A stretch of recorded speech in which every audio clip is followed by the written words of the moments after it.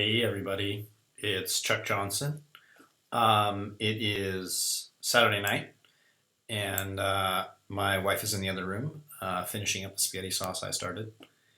And I'm here to talk to you about Michelle Fields and the whole craziness that continues to envelop my life when it comes to how crazy this whole situation is with Corey Lewandowski.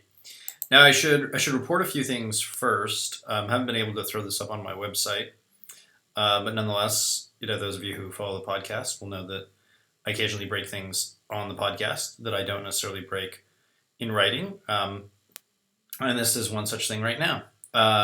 First things first, we found some other people in the Ashley Madison hack. We'll be rolling those out at gotnews.com. One of them is the deputy minister at the Iceland embassy, which is kind of interesting. I can't really pronounce the guy's name, but it is interesting given how much Iceland's in the news these days in light of the Panama Papers hack. If you haven't read, Michael Wolff's column, Wolff spelled with two F's, column on the Panama Papers and on leaks and that whole situation, it's certainly worth looking at. He essentially makes the argument that people don't really care about leaks. They don't really care about data being secure unless it's their data, it's their ox being gored. And this makes sense. I mean, asking people to really believe in a sense of universal principles doesn't really work in the modern age, where people join their own small little tribes of 150 people. That is, of course, how we evolved. And then they go about attacking their enemies, trying to get their enemies' data revealed, trying to blow up other companies. This is a phenomenon we're going to see more and more common. It's also a phenomenon where there are very few journalists actually doing real research and real work on data analysis. It's kind of strange that we get like one or two articles about the Ashley Madison hack. We don't get any real assessment of what really went on. Similarly, it's also very strange on the Sony hack that the feds continue to insist it was North Korea, even though all the evidence points at an insider.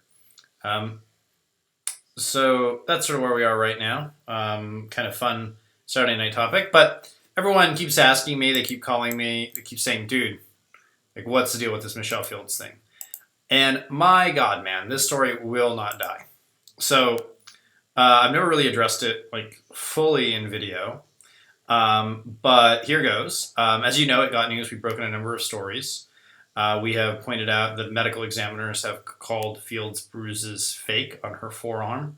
If you'll remember the video, Corey Lewandowski, Trump's campaign manager, grabs her on the upper arm, not the forearm. We have stories about how Michelle Fields' Honduran-born mama is pro-amnesty and anti-Trump. We have stories on how Michelle Fields falsely accused me of hacking her, incredibly, at one point. And we've also done stories in the past about Megyn Kelly's role in pushing this narrative, which she's pretty aggressive in pushing. And by the way, I reached out to the Fox News execs, the few that I knew over there, who are friendly with me. Believe it or not, I do have friends in high places, which is surprising to some of my critics, but nonetheless happens to be true. And they tell me that they're moving off from the Fields story. I think that was the charitable way it was expressed. And we also talked about how Jamie Weinstein, Fields' boyfriend, was pushing this, and what responsibility Tucker Carlson has over at the Daily Caller to insist that his reporter, Jamie Weinstein, who's not really a reporter, he basically has all this money from his father and has hired himself a job. And so nonetheless, we kind of looked at his conflicts of interest, his pushing this story. But I am ashamed or disappointed to report that it does seem like it's having an effect. I hear with sources within the Trump campaign that Corey Lewandowski has been almost entirely sidelined, that this new guy Manafort stepped up to sort of run the delegate process. We'll see. I mean, I'm still a little hesitant on it. My sense is that it will probably go to a second ballot. There's about 50-50 chance that Cruz will win on a second ballot. I could live with a Cruz or a Trump presidency. Frankly, either one would be just as fine with me. And I'm now moving a lot of my resources and a lot of my money and time and attention into a few more hidden Hillary Clinton scandals, not just the ones involving the ones you've seen in the news, but looking into, shall we see, something of a more DNA-based nature. But people have asked me, all right, Chuck, what's this Michelle Fields chick like? What's she like in real life? And it's interesting. It's interesting. I've been talking with some folks who know Fields, talking with people who knew her at Students for Liberty, where she just refused to do any work. She wanted to basically hang out at the parties all the time instead of do fundraising. Watch some of the old TED Talk videos that have been up there. Mark Dice's video. Dice was also accused of harassment. You'll note, by the way, that a lot of the a lot of the social justice warriors and the kind of well-fed right, as Buckley once called them, and what I like to call them, the well-fed right, GOP establishment types, professional conservatives, conservatism Inc., however you want to call it, you'll notice that they're using a lot of the same language. Oh, this person harassed me. But of course, it's just white knighting on behalf of Fields. Well, anyways, people have asked me, what is she like? Well, let me be really clear about it. Do you ever run into people in your life who are just liars? And you deal with them and you see them and you're like, wow, nothing this person has ever told me is true. And you kind of want to give them the benefit of the doubt, either because they're pretty or because they're charming in some way, or because they're, just because you don't want to live in a world in which you expect everyone's a liar. Michelle Fields is that person for me. She is somebody who, every time I've talked to her, has lied to me. And that's kind of a disturbing thing to admit. Nonetheless, it's a true thing to admit. And so here we are having these kind of arguments later. But what's interesting about this, it sort of hasn't really gotten that much attention. And by the way, if my dog comes in, forgive me. Or the purpose of these podcasts are to basically talk to you, my audience, and have you talk back to me. I mean, this is a dialogue. Talk to you as if you're a friend, because many of you are friends. Many of you are fellow researchers. You want to find out what's going on in the world. You want to know the essence of things as they actually are, not without any spin. And that's what I'm trying to do here. That's what the Got News podcast is about. That's what gotnews.com is about. And so anyways, so it's interesting how whenever there's some major media moment, people kind of cleave to one side or other. And they, everyone sort of joins their tribes. And it's interesting the people who don't join the tribe. So, I mean, obviously, I'm on the other side of this. I'm looking very candidly and very analytically at this whole situation. But nonetheless, we have a lot of our friends out there who can't, for whatever reason, either because it's their paycheck or what have you. And it's interesting that this story, the Michelle Fields story, is coinciding with the endgame in both the Gawker case, where you have a publication that makes up things, finally getting its comeuppance in the court. And it also coincides, of course, with the fight that we're having it's coinciding with the end game, obviously, of the Rolling Stone fiasco, which is where a major fight is going on right now. Now, why does this matter? Why is this interesting? Well, I think it's really fascinating that some of the same establishment journalists were pushing this narrative, were pushing this bullshit story, like Greg Gutfeld over at Fox News, were the same people calling bullshit on the Rolling Stone story. Now, why on the one hand do they believe one 20-something girl and not believe another? It sort of raises some questions.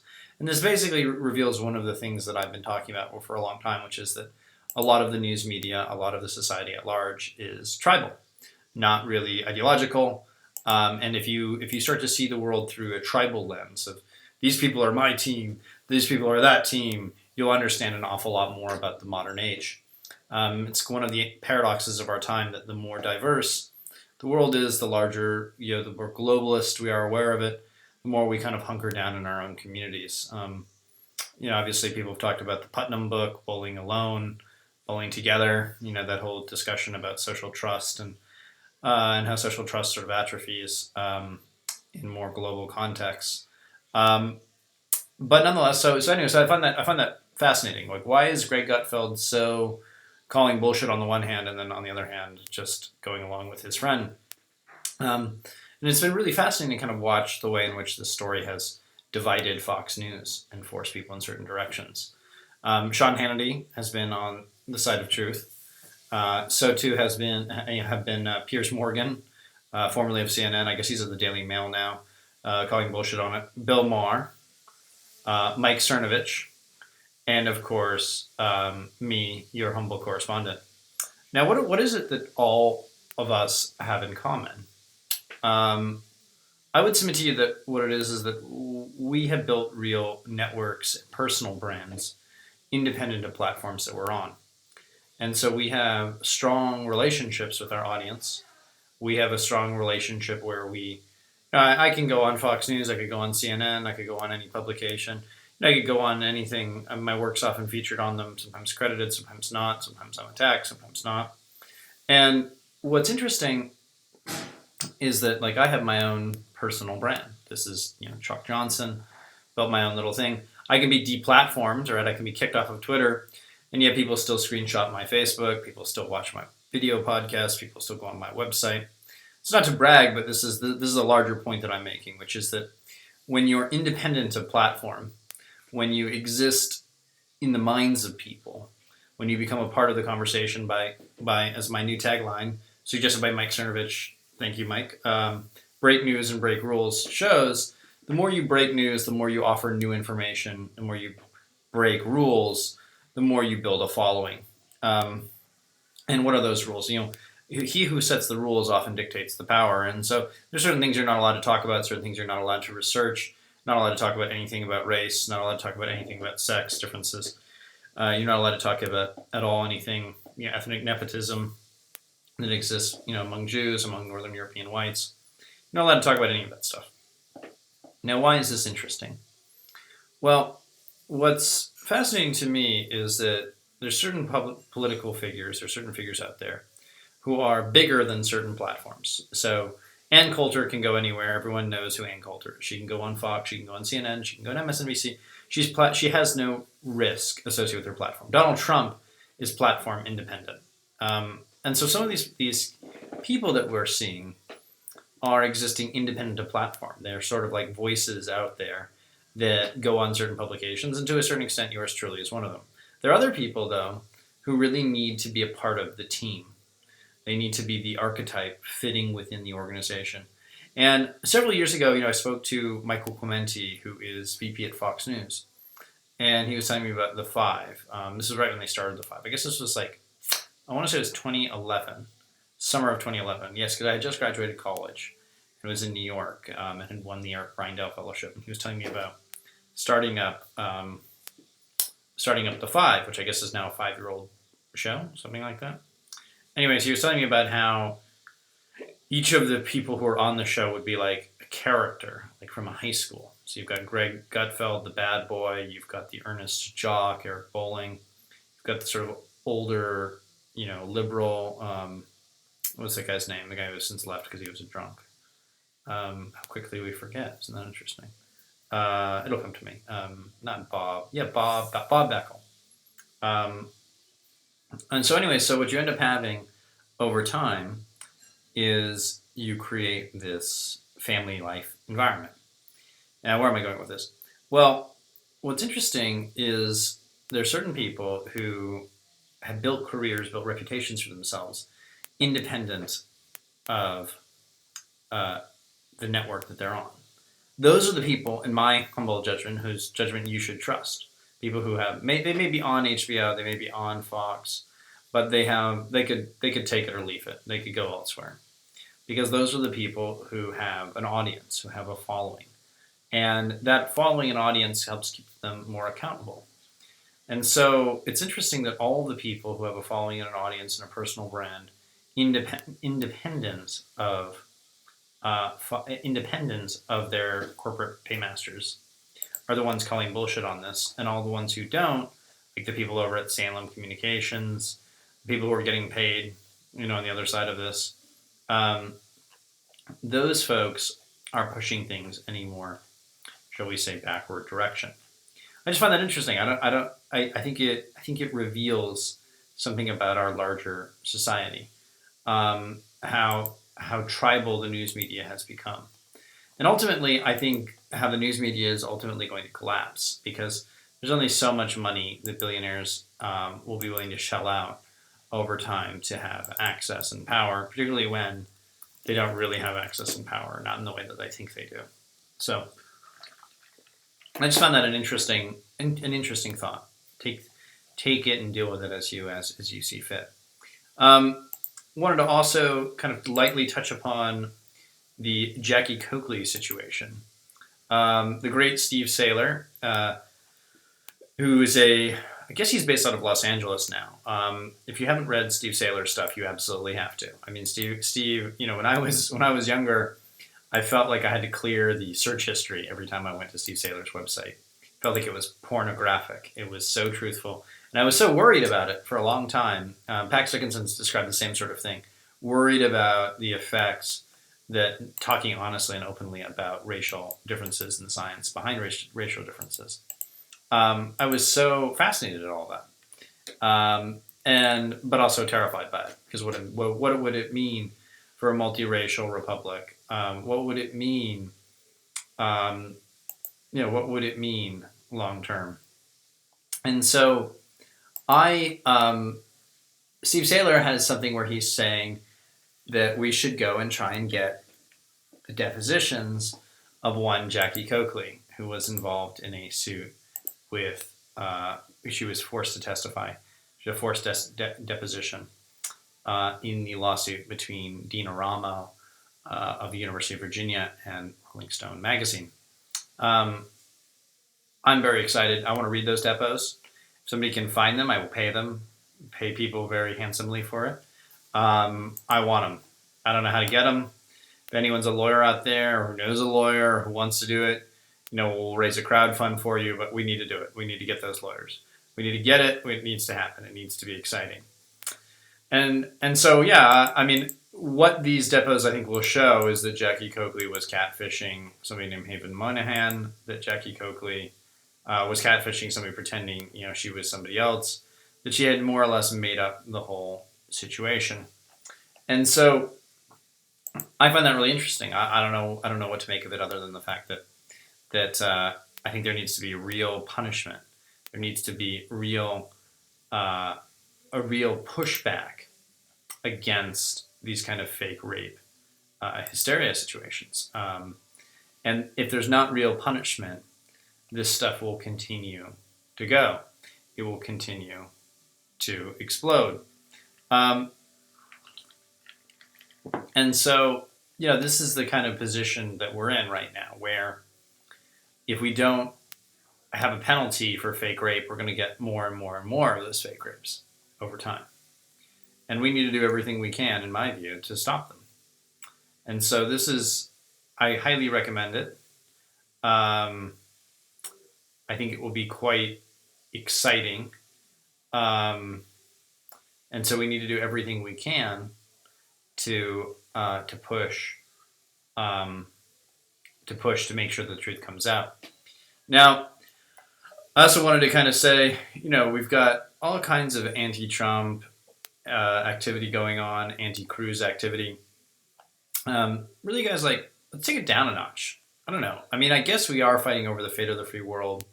And yes, it doesn't matter who's president of the United States. And yes, it's important to defeat Hillary. But it is amazing to me how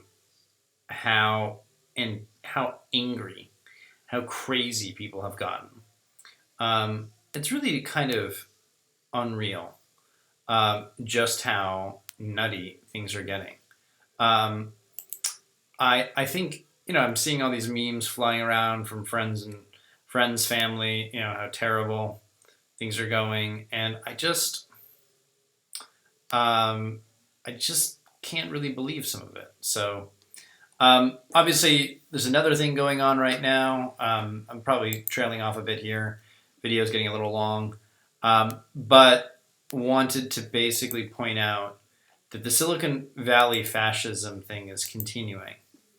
It's becoming quite crazy lately. Um, I forgot one thing on the fake rape situation. Um, Alan Dershowitz, who many of you may recall, I did some research for back when I was a teenager. Still friendly with him, even though we don't agree on most issues. This isn't alcohol, by the way. This is Tehava, one of some of the best tea out there. I drink it like crack, as you can see from all the empties all around. Um, Anyways, Alan Dershowitz was found, or he concluded a settlement with the lawyers who had falsely accused him of raping a victim, a supposed victim, an alleged victim of billionaire Jeffrey Epstein. You'll note that we were some of the first people to call bullshit on that story over at Got News. Yet another victory. Those of us who know Alan know that such things are laughable in the extreme. I mean, this is not a guy who who runs around raping women. It just doesn't happen. And I'm on his listserv, his Israel listserv of people who are supporters of Israel or supporters of Alan. And so we've been kind of discussing, that now that he's had his name cleared. But I wanted to touch a little bit on Silicon Valley fascism, which I think is a real problem. It's a real situation. And one of the things that I had a lot of people come up to me last week, be like, Chuck, you should go and push this, this fund, this Lambda conference, because your buddy Curtis Yarvin, Moldbug fame, is being denied a speaking opportunity there, and now there are all these people signing a letter, demanding that Moldbug not be allowed to speak. They're calling him a white nationalist, which is unracist, which is just absurd for those of us who know Curtis. Same thing sort of goes with the antipathy that people have had over the years to Charles Murray. I mean, these are like very gentle souls who are nerds who are entertaining, novel, serious, ideas. And Curtis is a friend. I've read Unqualified Reservations, his website, his blog. We'll put up a link to that. It's one of the greatest red pilling experiences. I know many people in the tech community have read it, oftentimes hiding the fact that they've read it. It's one of the ways that I can tell if somebody's serious is whether or not they've read this website. So if you ever see me, want to impress me, mention that you've read the website. So it's always a good idea to actually read it, not just say you have. But in any event, there are all these people right now who are signing this petition trying to get Curtis to not be allowed to speak. And there are all these people who came up to me and they're like, Chuck, you're a free speech defender. You should get out in front of this. You should give some money to this crowd fund to give money.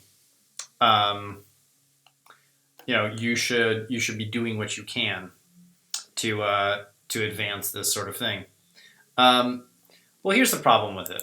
I don't believe in rewarding people financially who should do the right thing anyways. Either Curtis Yarvin's tech works or it doesn't. We shouldn't be making like a big deal about what his political views are at a tech conference.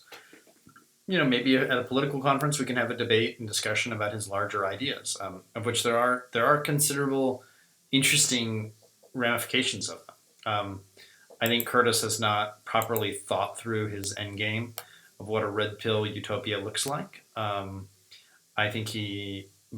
still think he's nonetheless brilliant. His idea of the regimes coming in 80-year cycles is quite brilliant. This is a very serious man, and he deserves respect. And if I have to donate to anyone, if I'm going to be compelled to donate to anyone and to make a virtue signaling statement, I'm going to donate to Curtis directly. Though his startup is venture backed, so that gives you kind of some sense of what's going on. But it is interesting. I mean, Pax Dickinson and I recently went on the Silicon Valley tour. We raised some money.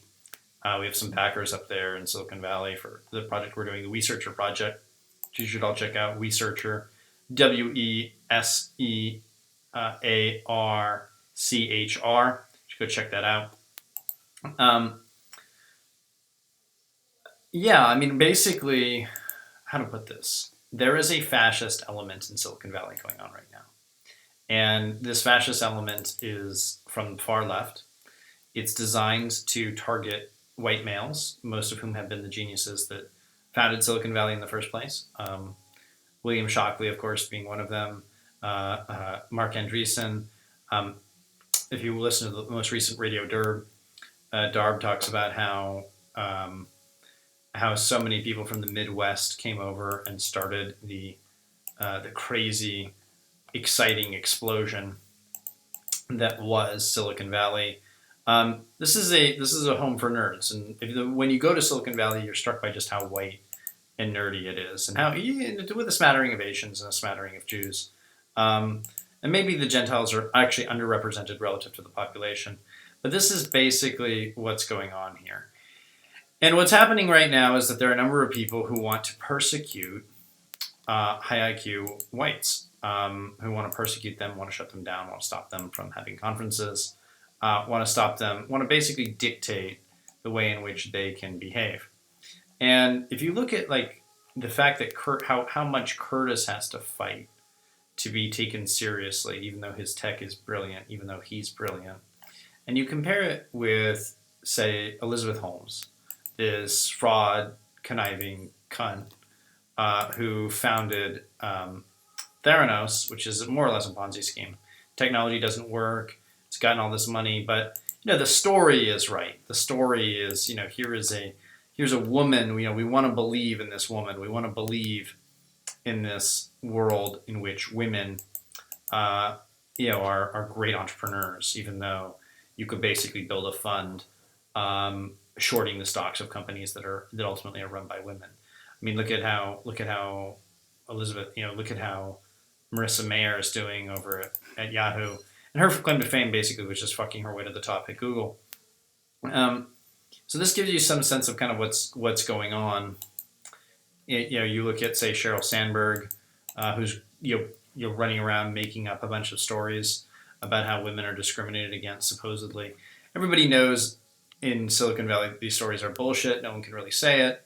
But nonetheless, it's what's actually true. The truth of the matter is, and these are the conversations people have behind closed doors, truth of the matter is if your tech works and your tech is good and you're not a part of these networks, you're not going to get funding. It's just the way it goes.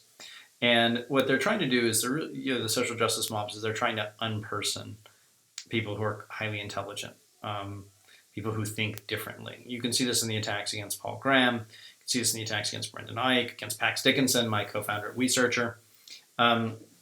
You can see this in the larger culture. And it's something we need to fight against. We need to, and to the extent that we can spend resources on it, to the extent that we'll fight it, this harms our ability to progress as a civilization.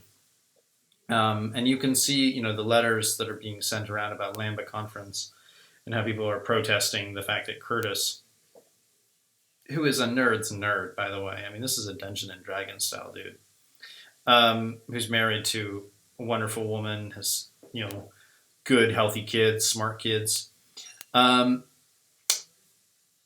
This guy is not a threat, but of course, the machinery that we have requires there to be witches, because there's a religion. They have to go and persecute them. They have to go and hunt them down. And you've got to go read Paul Graham's "What You Can't Say" essay on this topic, because it gives you a sense of like what's really going on. What's really going on is that there are people who want to cling to power, and they want to get all of the money that's coming into Silicon Valley directed in their kitties, directed towards them. They want the LPs who are funding the various venture capitalist businesses out there, venture-backed businesses. They want them to have a sense of social mission. So you can see this in, a friend of mine. Should I tell the story? Ooh, fuck. Should I tell it? It'll get me in trouble. All right, fine. Ariel Zuckerberg, sister of Mark Zuckerberg. She's kind of smart. She's decently intelligent. But, she's got all these doors opening up for her because her brother's Mark Zuckerberg. Now, I don't really have any objections to that. Nepotism is kind of the oldest thing out there. But I kind of resent the fact that we can't just call it nepotism, and we have to sort of presume that Silicon Valley knows what's best. And she's, of course, one of these people that's pushing this. We need more women in tech. We need more women in tech. So, no, I won't be donating to the Lambda conference. And if Curtis needs some cash and I can help him out, I'm happy to do it. I think Curtis is a real deal. And I'm frankly annoyed at how distracted he's becoming by this whole situation. And look forward to reading his book that he's been talking about doing for several years, and hope of which he finally gets the opportunity to actually write. And I'm glad to see him actually come out and forcefully fight back these people and sort of talk about dark enlightenment ideas, which I don't know if I agree with. I frankly don't know. I still want to think of myself as a creature of the Enlightenment, but I'm just not sure. I certainly have a lot more skepticism about it now than I did when I was studying under Harry Jaffa at Claremont McKenna in the Claremont Institute. Well, yeah, the PayPal thing is of course a part of this, right? PayPal, does business in countries where they execute homosexuals. Doesn't want to go and put their facility in North Carolina. This is part of a larger trend. And the thing we need to do is we need to start pushing back. We need to start going after people who engage in this sort of behavior. We need to be much more aggressive, much more vicious, because they're not going to stop unless we start showing them that that there is something to actually be afraid of. So I think the more we push back at this kind of viciousness on the part of the social justice warriors, the better off the rest of the society will be. And as I see it, there's basically there are basically three things retarding human progress right now. They are the media establishment, which is collapsing beneath our very eyes. There's the education establishment, which probably has about 5 to 10 years before it really starts to collapse. I have some theories on how to do that, which we can get to in another podcast. And then finally, the government class, which basically everything the government does way too inefficiently, way too expensively, without any level of attention to detail, any cleverness. And to the extent that the dark enlightenment ideas, the alt-right ideas are pushing back against these 50 years built institutions that are essentially ruining human progress and ruining civilization, I'm in favor of them. And let's be really clear, there's a lot of debate about what the alt-right really is. What is the alt-right? It's very simple to understand. It's skepticism about the nature of the society, the post-Cold War society in which we live. Skepticism about defense budgets, skepticism about America's relationship to Israel, skepticism about feminist questions, this idea that men and women aren't different. They are, of course. Skepticism about the way in which this sort of sexual orientation stuff is sort of being forced down our throats, so to speak. Skepticism about anti-racism, that there may actually be real genetic differences between the races. And I note here with some sadness the passing of Henry Harpending, at least I think that's how you pronounce his last name, who was a very brilliant scientist at the University of Utah, who wrote a great book with Gregory Cochran called The 10,000 Year Explosion, which I highly, highly, highly recommend. You should go buy a copy, get a copy, maybe get it at bookzz.org. So that gives you some sense of where we're going. And obviously there's skepticism about the JQ, right, the Jewish question. This sort of idea that it is true that Jews, just like all people, act in their own interests, the interests of their group. Whites probably don't act enough in their own interests. That's probably why there's all sorts of problems socially in white societies, in terms of inviting in refugees or rape-fugees. But nonetheless, that's sort of what's going on. That's the backdrop for the alt-right. Now, how would I put this? I think people need to understand that the culture we're moving towards is much more anarchic, much more going after and destroying fragile institutions, much more vicious, much more tribal, much more angry. And the real kind of parallel here is probably Germany in the 1930s, or Germany in between the First World War and the rise of Hitler.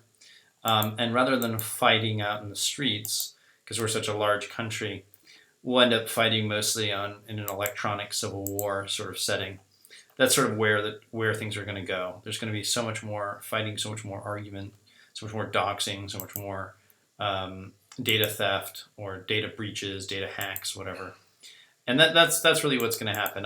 Maybe another example. I just read an interesting essay on Lunch with the FT about I think is Mikhail Friedman, who's one of the Russian oligarchs who came to power in the 1990s, the sort of chaotic Wild West environment. And that's probably also likely to happen in the US when we have a balance of payments crisis and when our government's not as efficient. And so that's sort of where I see the future going. And so, in a way, a lot of these tech fights are sort of much ado about nothing. But nonetheless, they're important to kind of take seriously as a sort of barometer of the larger culture.